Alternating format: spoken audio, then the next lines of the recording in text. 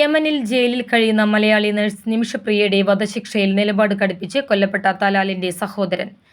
വധശിക്ഷയ്ക്ക് പുതിയ തീയതി നിശ്ചയിക്കണമെന്ന ആവശ്യം ആവർത്തിക്കുകയാണ് തലാലിന്റെ സഹോദരൻ അബ്ദുൾ ഫത്ത മെഹദി.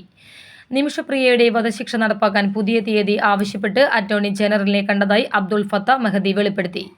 ഫേസ്ബുക്ക് പോസ്റ്റിലാണ് ഇക്കാര്യം അറിയിച്ചത്.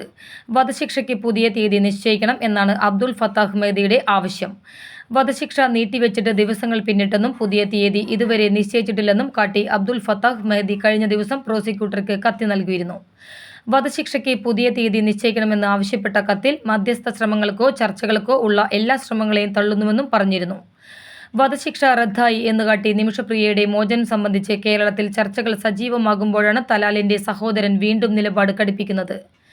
2017 ജൂലൈ 25 യമനിൽ നഴ്സായി ജോലി ചെയ്യുന്നതിനിടെ സ്വന്തമായി ക്ലിനിക്ക് തുടങ്ങാൻ സഹായ വാഗ്ദാനമായി വന്ന യമൻ പൗരൻ തലാൽ അബ്ദു മഹദിയെയാണ് നിമിഷപ്രിയ കൊലപ്പെടുത്തിയത്.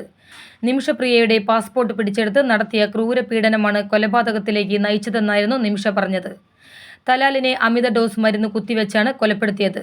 തുടർന്ന് മൃതദേഹം വീടിന് മുകളിലെ ജലസംഭരണിയിൽ ഒളിപ്പിക്കുകയായിരുന്നു.